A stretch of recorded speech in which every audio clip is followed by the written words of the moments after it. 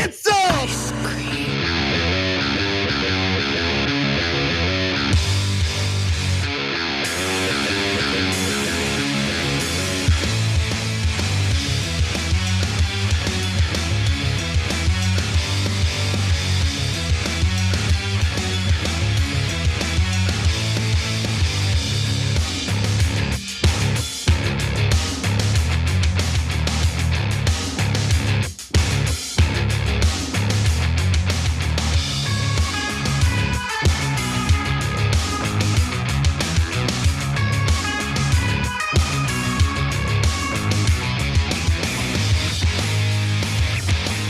What's up, everyone? Welcome to TYT. I'm your host, Anna Kasparian, and today we are going to touch on some controversial issues. Of course, there's a housing-related story that you definitely need to know about in the first hour.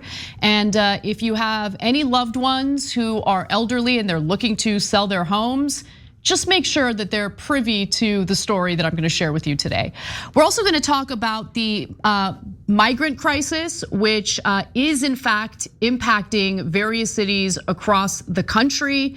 And to be quite frank with you, I think the response from the Biden administration and congressional Democrats has been weak, to say the least, and I'll make my case in just a little bit. In the second hour, John Iadarola will be joining in well, there's a lot to get to. We're gonna talk about Jimmy Fallon's workers and some of the terrible notices they've been getting about the future of their employment for his show. We're also going to talk a little bit about what's transpiring with the gaming industry. There's a big settlement to the tune of $100 million that I wanna tell you all about. And one of my favorite stories today actually has to do with Candace Owens defending herself over a decision she made about her own children. You gotta stay tuned to figure out what that is. But as always, just wanna encourage you all to like and share the stream if you're watching us live. You can also become a member by clicking on that join button if you're watching us on YouTube, or you can go to tyt.com/join and become a member. That way, members help to keep us afloat, keep us independent of any corporate influence. And more importantly, you guys get awesome members only content, bonus episodes. I feel like we've been killing it lately with bonus episodes. We've been having fun, we've been keeping it light. You know, Cenk and I randomly had a debate about capitalism last week that you should definitely check out. Lots of fun stuff. So anyway, with all that said, let's get to this immigration issue because it's quite a doozy. You should know about it. And what happened this weekend? A person on the terrorist watch list from Afghanistan was just coming across this border. Why? You know, we caught more people in the month of February on the terrorist watch list than we caught the entire time of the last administration. I don't think that's the insult to the Biden administration he thinks it is. Now, Republican House Speaker Kevin McCarthy very likely didn't realize it at the time, but saying that the Biden administration has caught more terrorists at the southern border than the Trump administration had isn't the own he thinks it is. Now, of course, the main objective for McCarthy was to trash the Biden administration after Title 42 came to an end.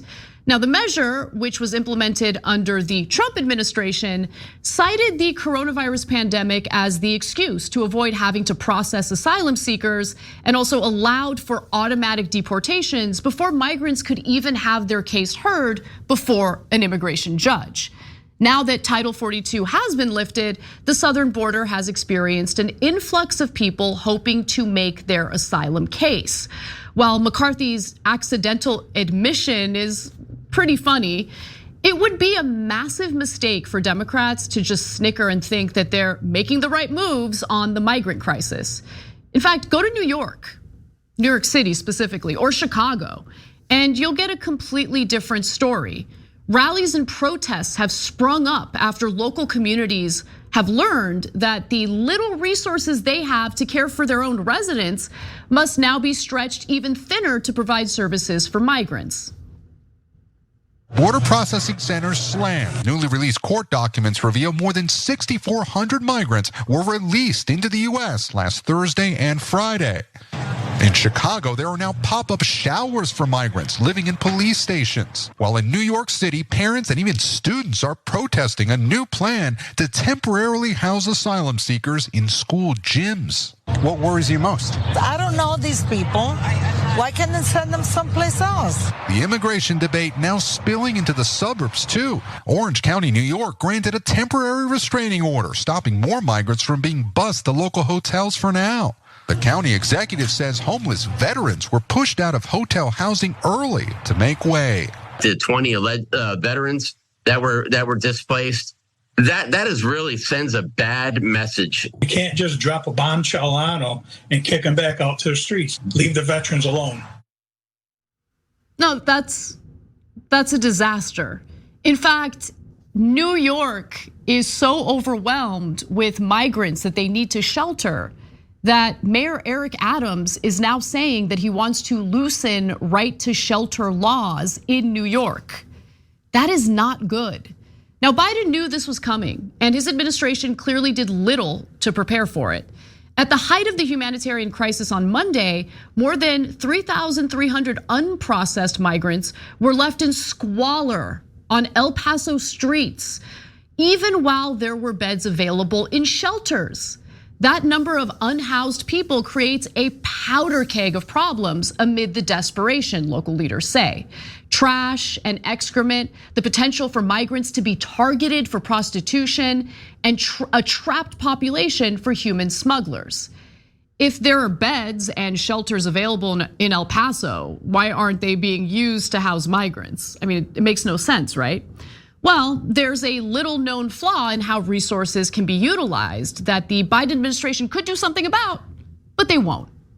The federal government only reimburses shelters that help migrants who have been processed and have the right documents. Since the funding stream was created in 2019, it was intended for migrants who had been processed by US Customs and Border Protection. It was not supposed to cover food and shelter for migrants who entered illegally and have not sought asylum. In other words, federal resources cannot be spent on undocumented immigrants. Before 2019, FEMA would actually reimburse programs that helped all migrants and did not limit resources to documented migrants. In 2022, John Martin, who runs Martin's Opportunity Center in El Paso, Texas, specifically asked President Biden if there could be an exception made for shelters specifically in border towns. So far, the answer is no. Government and nonprofit organizations at the US-Mexico border say the federal government has tied their hands with a funding stream that only reimburses them for aiding documented migrants. But are their hands actually tied? Or is there just, this lack of will to cut the red tape? Homeland Security Secretary Alejandro Mayorkas said the restriction tying that funding to migrants processed by DHS is necessary and appear to suggest NGOs should tackle the problem on their own. Wow, just great plan. Now, Biden could have spent the last year fighting to change the rule or push for much needed immigration reform. But Sleepy Joe couldn't be bothered, I guess. Martin also told USA Today that it's not just El Paso, it's every community along the southern border. The city and county and NGOs are all working together. It's a very good response system to the need, but now we've got the federal laws working against us. And look, the consequences for border communities and the migrants are dire to say the least. Father Daniel Mora, who opens the doors of El Paso's historic Sacred Heart Catholic Church to the migrants, notes that, quote, people are eating only once a day, end quote. Not only is this a horrifying humanitarian crisis, but Biden bungling this is a huge political liability for Democrats who have taken the core of their base for granted, honestly, for far too long. Take the residents of Chicago's South Side as an example.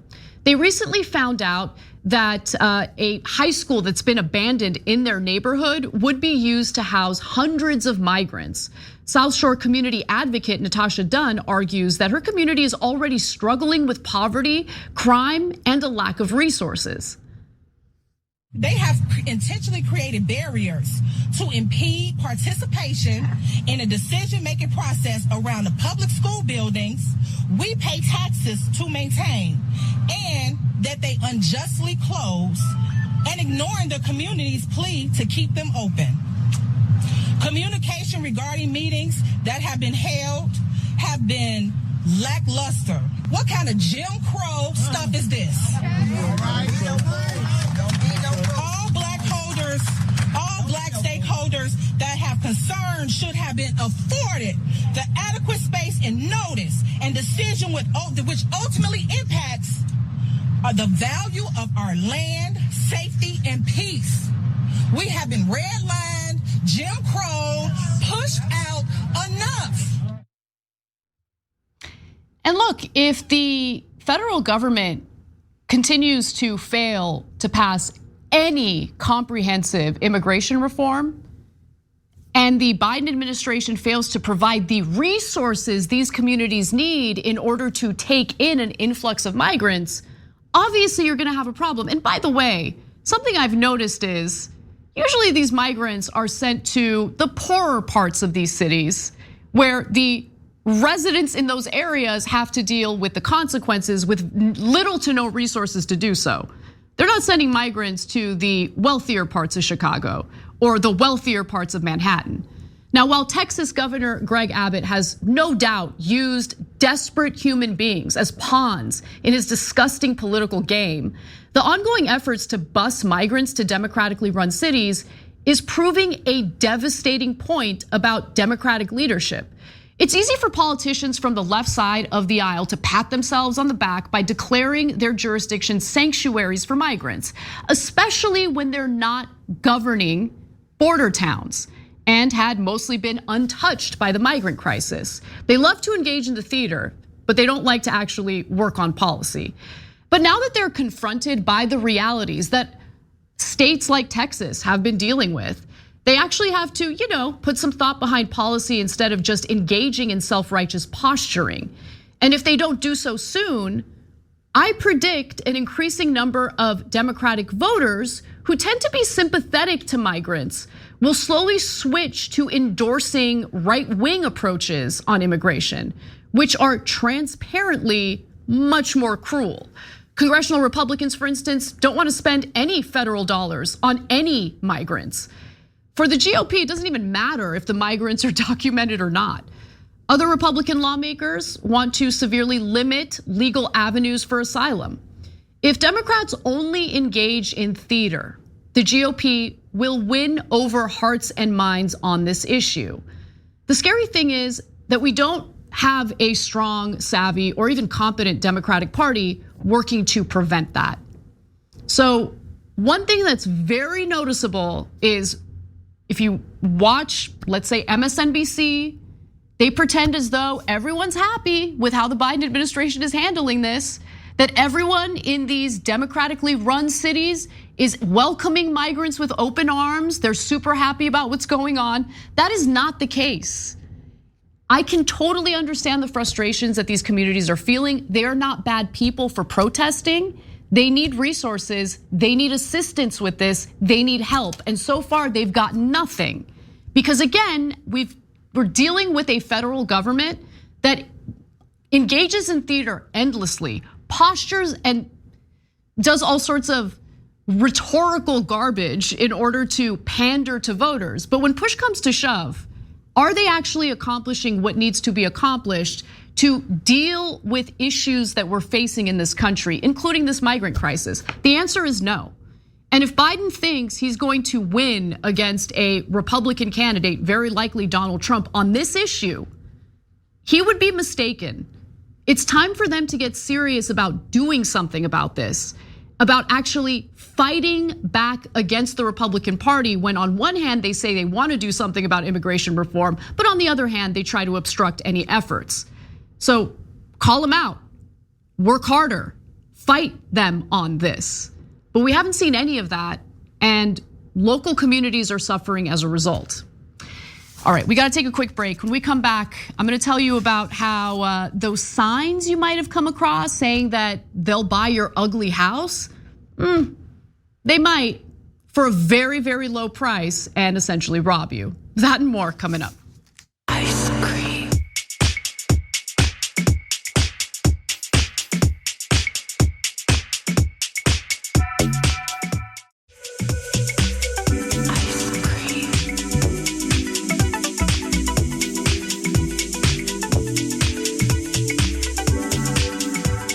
What's up, everyone? Welcome back to the show. I'm Anna Kasparian, and since it's Wednesday, you can expect at least one housing-related story.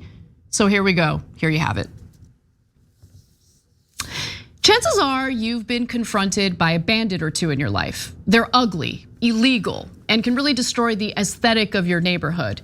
And while they might seem bold and bright, you should make no mistake, some of them are definitely trying to rob you. Here's a bandit sign from a company known as Home Vestors. Signs like these are known as bandit signs and are according to new reporting from ProPublica, they're pretty aptly named. ProPublica has revealed that the business practices of Home Vestors of America, which is the company behind the "We Buy Ugly Houses" bandit signs, are predatory and have robbed some Americans of their homes, financial security, and peace of mind. Now, Home Vestors of America is a franchise in the so-called wholesale real estate business, and its franchisees, like all business owners, seek to maximize their profits. But in this business model, profits are reliant on buying distressed properties for the lowest price possible to then sell for the highest price possible. And unlike other home flippers, wholesalers usually don't do renovations before selling the property to a buyer. According to ProPublica, Home Vestors of America was founded in 1996 by a Texas real estate broker who developed a system for snapping up so-called problem properties. Since then, the business grew to nearly 1,150 franchises in 48 states. Home Vestors likes to think of its business model as somehow above the fray. Home Vestors, the self-proclaimed largest home buyer in the United States, goes to great lengths to distinguish itself from the hedge funds and YouTube gurus that have taken over large swaths of the real estate investment market. The company says it helps homeowners out of jams, ugly houses, and ugly situations, improving lives and communities by taking on properties no one else would buy. But honestly, Home Vestors sounds a lot like the YouTube gurus it seeks to differentiate itself from. Lowballing home sellers is the name of the game. And Rick Jin, who hosts a home flipping YouTube channel called Flip with Rick, is pretty candid about it. When you make your initial offer on any wholesale or really any investment deal, remember, wholesaling is about getting the absolute best price to maximize the profit in any type of real estate deal. When you make your first offer, it should be embarrassingly low. How do I know it's low, Rick? Let me tell you this. When you feel brutally uncomfortable and actually a little bit nervous and scared, you are definitely in the right place. If you thought making a lowball offer is gut-wrenching, if you make too high of an offer on your first one and they say yes right off the bat, I gotta tell you, it is a helpless feeling. I have done this multiple times and I learned my lesson. That feeling of making an offer too much is so much worse than that awkward, uncomfortable lowball offer in the beginning. If you were gonna make a $100,000 offer and you were like fine with it, drop it down to like 60.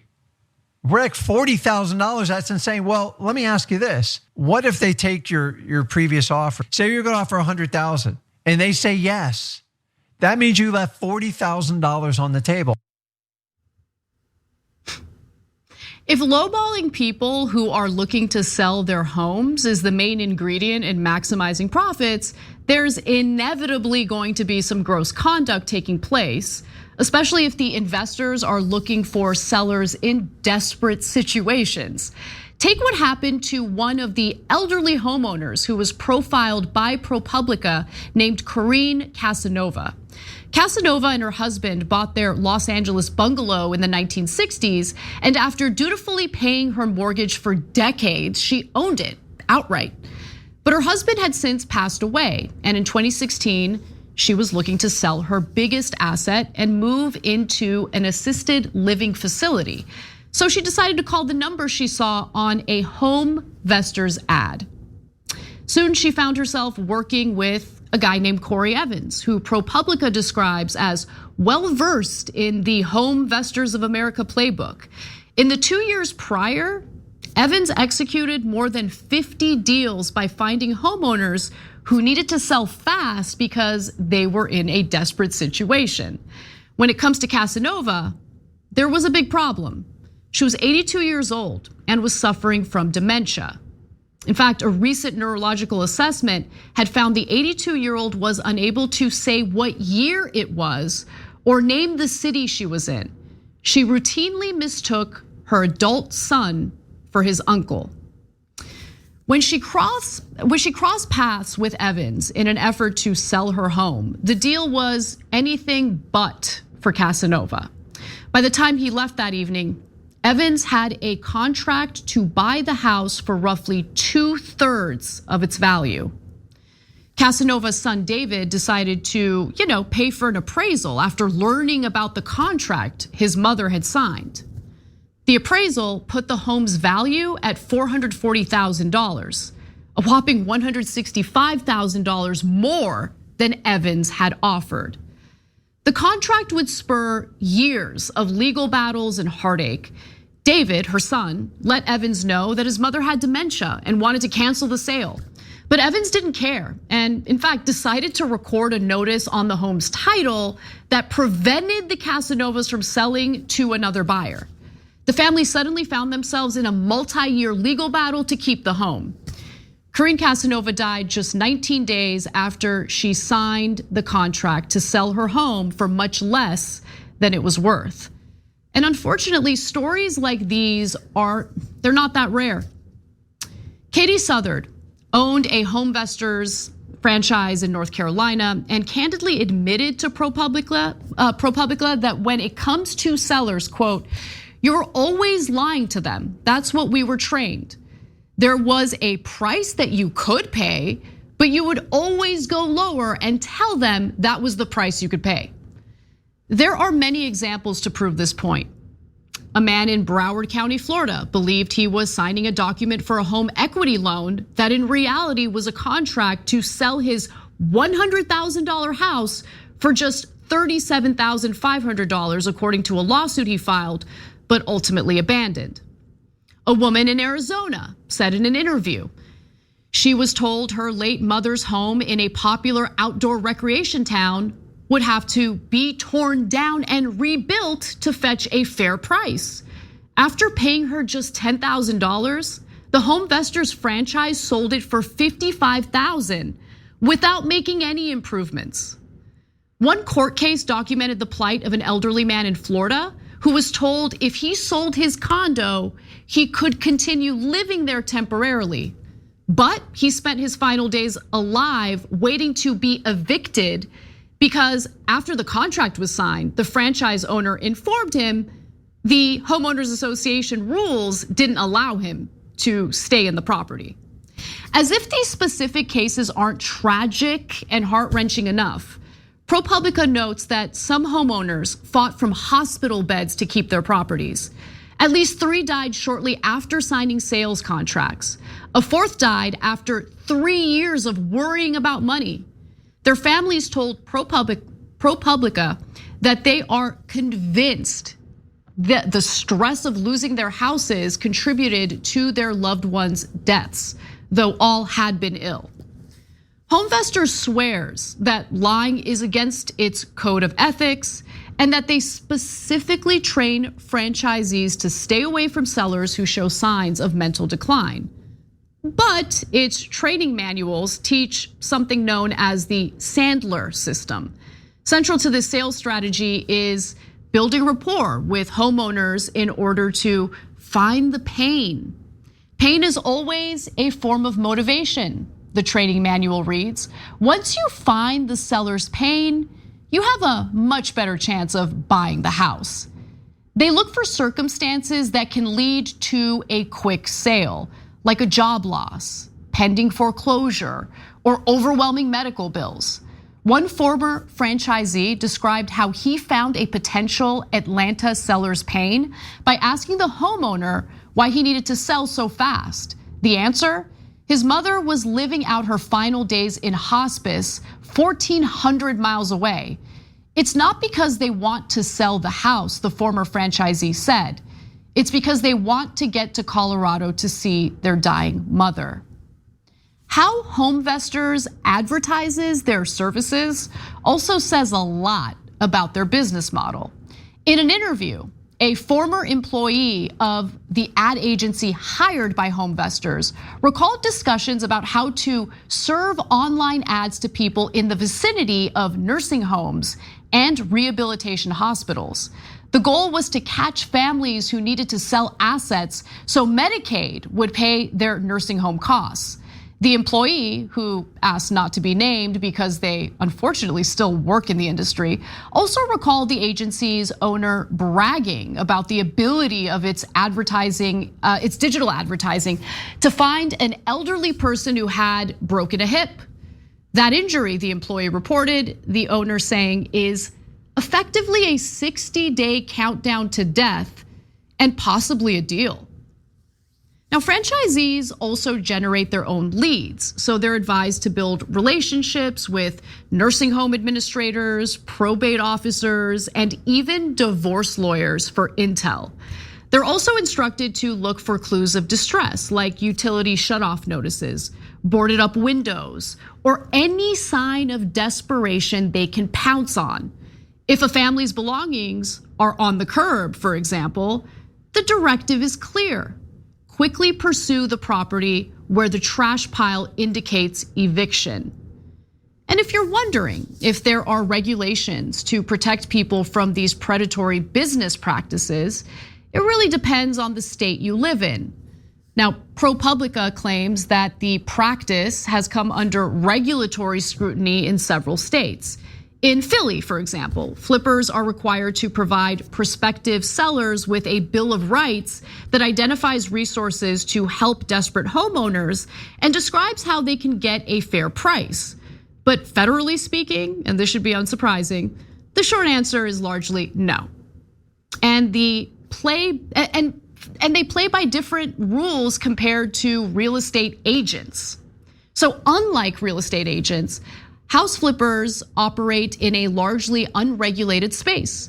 Real estate agents have a fiduciary responsibility to represent a homeowner's best interests in negotiations, which is defined in state laws, licensing requirements, and also in an industry code of ethics. But in most states, flippers don't even need a license. So what does HomeVestors have to say about all of this? Well, for one, they tried to, bury ProPublica's reporting, according to a subsequent ProPublica piece, noting that the We Buy Ugly Houses company held a virtual meeting for its franchisees to outline a plan to minimize visibility of their investigation. In an official statement to ProPublica, through a spokesperson, HomeVestors claimed that the horrible and predatory deals represent just a tiny fraction, just a small fraction of the company's overall transactions. Then they boasted about their high customer ratings, which I personally found laughable. A HomeVestors spokesperson denied the company had targeted the elderly and pointed to a 96% approval rating among homeowners who sell to HomeVestors, which was calculated internally from what the company says was over 500 customer reviews. Oh, and they did an internal aggregation of possible positive reviews saying that the company is great. Awesome, I guess nothing to see here. Why am I even talking about this? Like, obviously I'm being sarcastic. That's a ridiculous response to very real issues that are now coming out of these business practices. Now, within days of receiving questions from ProPublica, HomeVestors prohibited its franchises from recording documents to prevent homeowners from canceling sales and discourage them from suing sellers. The practices not only affect the seller, the company noted, it creates a paper trail that reporters and prosecutors can follow to a franchise's doorsteps. And if you're doing this on a serial basis, they say, you're putting the entire system at risk. HomeVestors General Counsel Anthony Lowenberg said during a national call on April 18th to alert franchise owners to ProPublica's upcoming story. Looks like good muckraking reporting can really make a difference. ProPublica certainly has, and the same unfortunately can't be said of our federal lawmakers and regulators who have allowed these swindlers to basically be predators and operate with impunity. But I don't want this story to end on a sour note, because there was one man who fought for justice. Unlike a lot of Americans, David Casanova, the gentleman that we talked about earlier in the story, had the resources of time and money to fight Corey Evans after his dementia-riddled mother was swindled by him. After Patriot Holdings sued to hold the Casanovas to the sales contract, David filed a cross complaint alleging fraud and elder abuse. Evans, he claimed, used affection, intimidation, and coercion to get his mother, Corinne, to sign the contract. Patriot Holdings, the franchisee for HomeVestors, fought for the house for nearly 3 years and just would not give up until Evans ended up being the subject of a criminal investigation over his dealings with 2 elderly victims in Ventura County, California. In August of 2020, Evans pleaded guilty to 2 felony counts of attempted grand theft of real property. He received a suspended jail sentence, dropped his lawsuits against both victims, and paid restitution. He was prohibited from any transaction involving the purchase or sale of real estate during his probation. After the war was over, David was able to sell the house for a lot more than what Corey Evans was willing to pay for it. David sold it for $510,000, $235,000 more than Evans had tried to pay for it.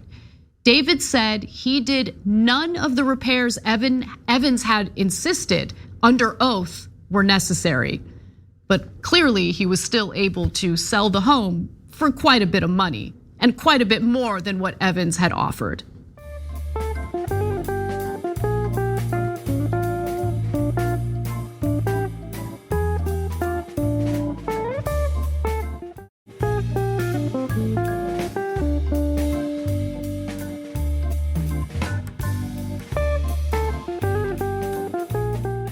All right, well, let's move on to another story involving business practices that should absolutely infuriate you, because subscription services are coming to a car near you. Car companies are looking to cash in by charging you subscriptions for special features that, for the time being, are already included in the purchase price of your car. But why charge consumers one time when automakers could be charging you monthly for the perk of using your seat warmers? They're calling it features on demand, and it's going to make owning a car even more expensive than it already is. As the automakers can add technology on the fly through things they call features on demand or car subscription services, we're seeing more and more of these software and even hardware type upgrades coming to cars with a subscription type model. BMW famously about a year ago tried to have people pay for heated seats. This functionality is already in the car, but in order to turn it on, if you didn't buy it from the factory, they wanted you to pay a subscription. So they did that abroad. People heard about it here, very upsetting about that. Mercedes just added the ability to add acceleration boost to its EVs via subscription. And then Toyota did the same thing with their connected features on their phone. You want to unlock the car or do things like that, you have to pay an extra fee by month to do these connected features on your phone. Let's unpack the point made about BMW charging people for the heated seats to really internalize how insane this is. The seat warmers are already built into the car. The only thing BMW would get paid to do is turn the warmers on remotely, and that potentially translates to big profits with very little effort or cost for BMW. Here's another example by Mercedes, which announced that it would allow owners of the EQ series EVs to unlock more power through a subscription feature activated through the Mercedes app. The costs are pretty significant. For instance, for the EQE 350 4MATIC EV, great name, Mercedes notes prices of $60 per month, $600 a year, or just a lifetime cost. You could do a one-time lifetime cost of, nearly $2,000 to unlock an additional 60 horsepower. Kind of creepy that the horsepower of your vehicle can be manipulated remotely by the car company, right? If you hate this, don't worry because you've got company. A new study from Cox Automotive this week found that 69% of respondents said that if certain features were available only via subscription for a particular brand, they would likely shop elsewhere. But if all car companies start rolling out features on demand, and many already are, consumers won't really have many options. Yahoo Finance reports that despite the rage that automakers are already noticing among car buyers, they're pushing ahead because they're counting on billions of dollars in revenue from subscription services. The editor-in-chief of the automotive research firm Edmunds told Yahoo Finance, quote, "I think the general view is that this isn't going anywhere because most automakers have seen this as a significant revenue source. And that's not just luxury brands. GM has been very open about it. Ford is working on it. So this is the new frontier of how to generate revenue. And honestly, how to make Americans and car buyers even more miserable than they already are." And by the way, he's right. Automakers have already included subscription fees in their financial models to predict their revenue and profits. Wall Street analysts and investors are counting on these additional dollars, beefing up the bottom line in future quarters, and thus boosting share prices. And look, as we all know, shareholder profits reign supreme, folks. We, the consumers, will just have to shell out cash for things that were once included in the purchase price of our cars so that the precious investors get a nice return on the brave act of parking their money in car companies in the quest for passive income. That's how this all works. Just when you think life couldn't get more complicated and more costly, companies find a way to do it. They're always gonna find ways to do it. They've gotta maximize profits on behalf of their shareholders, and that's exactly what's happening with these subscription services for vehicles. It's insane. We gotta take a quick break. When we come back, we've got more news for you, including some stories involving corruption. Don't miss it, we'll be right back. Ice cream.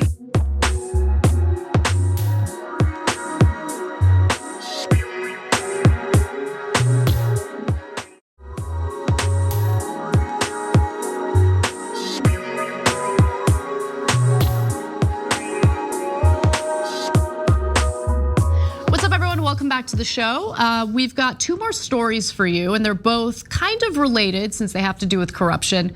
Why don't we start off with, let's take a look at what happened to a congressional Democrat who was successfully primaried by a progressive. What is he up to these days? After losing to the progressive who primaried him, former Representative Kurt Schrader has landed himself a cushy job at a firm that lobbies on behalf of the same pharmaceutical companies he assisted in price gouging the American people. That should come as no surprise, considering Schrader took hundreds of thousands of dollars in campaign contributions from Big Pharma during his time in Congress. Surely there's no connection there, right? Now, if you're not familiar with the corrupt former Democratic lawmaker, I can give you a quick rundown. Schrader represented Oregon's 5th district as a Democrat from 2007 to 2020. During his time in Congress, he voted against a bill that would ban assault weapons. He also voted against raising the COVID stimulus checks from $1,400 to $2,000, repeatedly opposed an increase to the federal minimum wage, and even initially opposed the second impeachment of Donald Trump after the January 6th Capitol riots. Perhaps most infamously, Schrader opposed allowing Medicare to negotiate the prices of prescription drugs. I mean, look, it doesn't take a genius to figure out why. The health and pharmaceutical industries donated a staggering amount of money to Schrader during his time as a representative. So let's take a look at that. According to Open Secrets, for instance, the health professionals industry donated more than $972,000 to Schrader. The pharmaceutical and health products industry was also quite generous and bought Schrader having donated more than $742,000 to the lawmaker. Now, after he was called out for opposing the Medicare price negotiation provision back in 2021, the now former congressman gave this pathetic defense of his corruption. He said this: if pharma thinks they're buying a vote, they're getting a bad deal. I personally am proud of the work my grandfather did and developing mass production for Pfizer. He saved millions of American lives during World War II. But that in no way influences the work I do. Yes, it should be noted that Schrader's grandfather was vice president and director of biochemical and research development at Pfizer. Now, Schrader also claims a common fallacy the average person has is the reason they give you money is because you say you're going to vote for this or vote for that. I've never, ever done that. And I don't know many legislators that do that. They just want to have access to at least just plead their case. That's all they want, folks. These poor lobbyists, they shell out so much money because they just want to plead their case. Now, thankfully, Schrader's voters didn't buy that BS and voted him out. So big win on that. Now, after all, the provision that he opposed was extremely popular. It turns out that if you vote against the will of the people, there are consequences for it, and I love to see it. Now, in April of 2022, a poll revealed that 83% of all likely voters supported giving Medicare the power to negotiate lower prices for prescription drugs.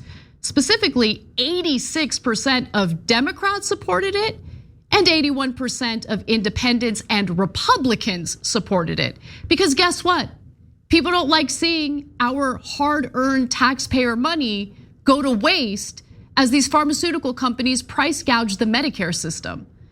But today, Schrader is still sitting pretty in the pocket of Big Pharma.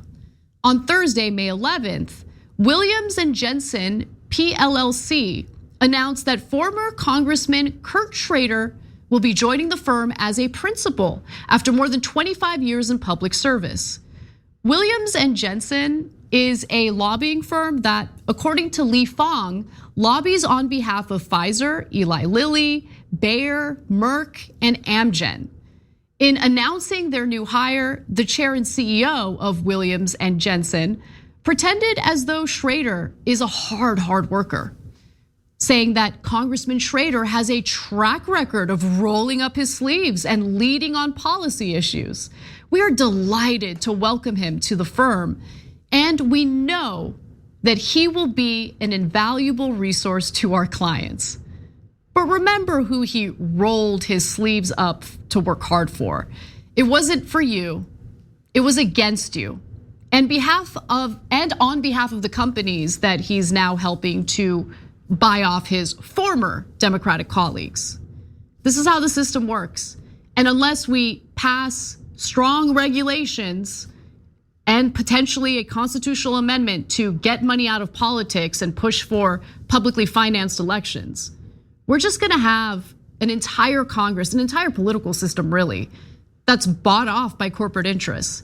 That's why in each policy where you see widespread support, we don't get what we need, we don't get what we want, because our voice, our vote tends to be less important. It tends to pale in comparison to the hundreds of thousands, if not millions of dollars corporations pour into campaign coffers, including those of Democratic lawmakers.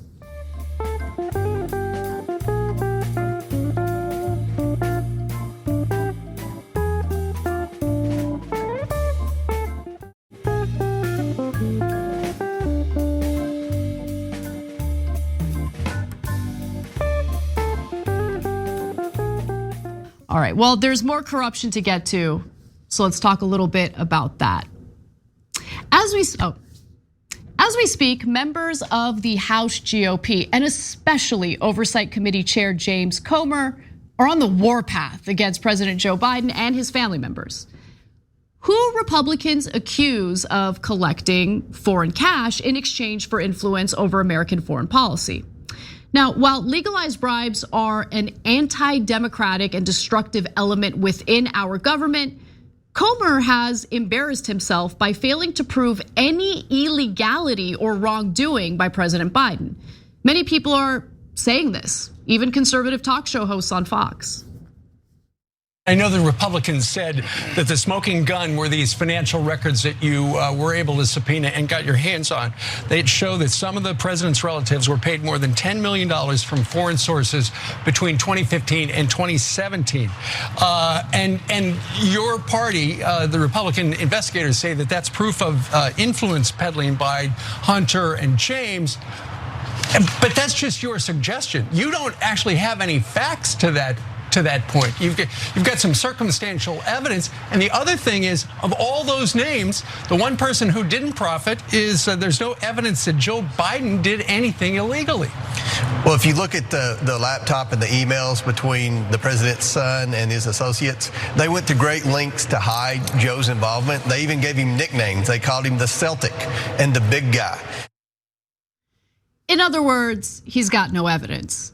But honestly, what's even more interesting is how the Republican Party seems to be intentionally going after Biden for nonsense that's unlikely to be true, when they could call out clear and evidenced examples of corruption, but they don't. Likely because they enjoy and engage in the same unsavory acts. For example, the Biden administration quietly ended one of the only good policies that went into effect under Trump, and it has to do with increased transparency of foreign influence in Washington. Now, without any explanation, the White House has stopped requesting that American think tanks disclose funding from foreign governments. This is crazy. Now, think tanks act as fronts for various moneyed interests, including government officials for other countries. Shockingly, back in 2020, then Secretary of State Mike Pompeo declared that the Trump administration would be requiring think tanks to disclose details about any funding they receive from outside of the United States. Pompeo announced that the State Department would finally request that think tanks disclose prominently on their websites funding they receive from foreign governments, including state-owned or state-operated subsidiary entities. Pompeo, who's notoriously hawkish on foreign policy, continued to stress the importance of these disclosures. Really, he did, saying that the unique role of think tanks in the conduct of foreign affairs makes transparency regarding foreign funding more important than ever. He's right about that. And look, I definitely understand that this was implemented in 2020, right? So at the tail end of the Trump administration. But nonetheless, it was a good policy. And I don't know why Biden decided to do away with it. But that doesn't matter, because without any explanation, the Biden administration scrapped the requirement and officials have not explained why they decided to revoke it. This should be a massive scandal. In fact, it would be a massive scandal had Trump scrapped the policy like Biden did. Like Rachel Maddow would undoubtedly run endless segments speculating on which foreign actor Trump was in bed with. Unfortunately, foreign financing has only become more and more commonplace in Washington. Regimes abroad love to bankroll American think tanks as a way to influence our politicians without having to deal with regulations like the Foreign Agents Registration Act, which does in fact require foreign lobbyists to disclose their payments and activities. Think tanks can also work to launder the reputations of dictators or other authoritarian international figures. Dictatorships like Azerbaijan and Kazakhstan have all directed significant funds toward America's leading think tanks, splurging millions on the organizations crafting policy for American legislators. More recently, leading Russian kleptocrats have been connected to America's leading think tanks, with groups like the Council on Foreign Relations keeping Russia's wealthiest oligarch a close associate of Putin's, and one now sanctioned by the United States on its board even after Russia's expanded invasion of Ukraine last year. The New Republic also reported that the president of the Brookings Institution was acting as a cutout for Qatari interests after Brookings accepted literally millions of dollars from Qatar's dictatorship. The UAE likes to utilize the same strategy. As part of a far broader political influence and interference playbook, the UAE's brutal dictatorship has, on an annual basis, funneled millions of dollars into America's leading think tanks.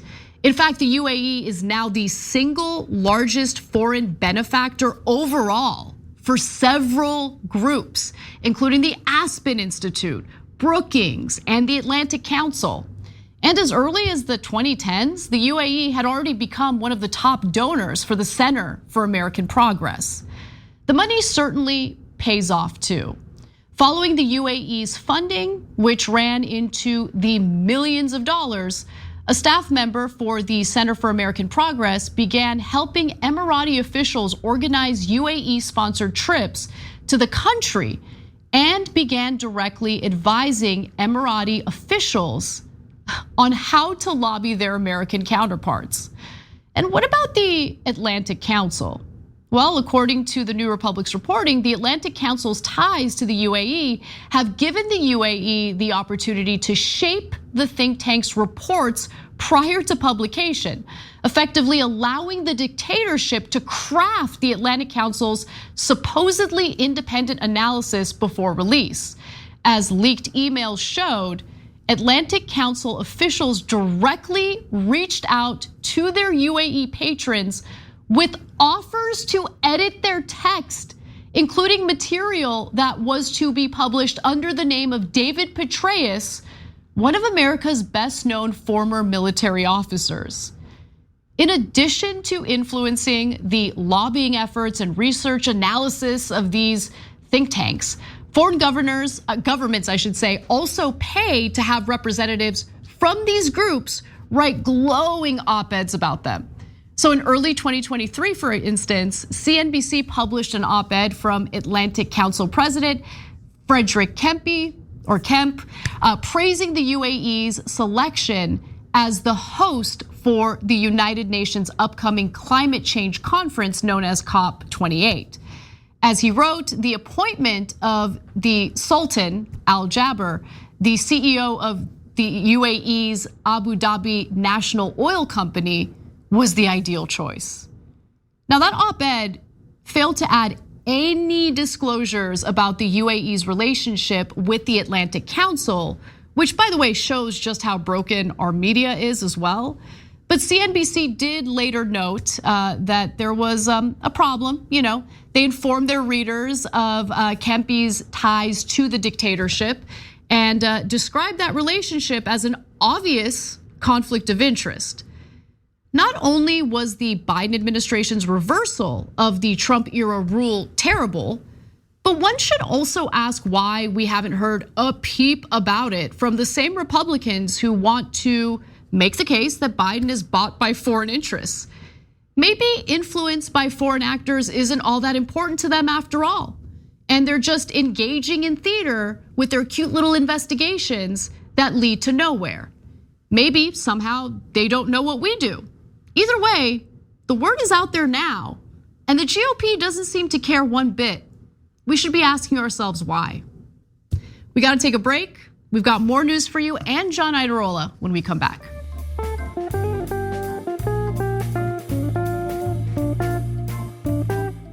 Thanks for listening to the full episode of The Young Turks. Support our work, listen ad-free, access members-only bonus content, and more by subscribing to Apple Podcasts at apple.co/TYT.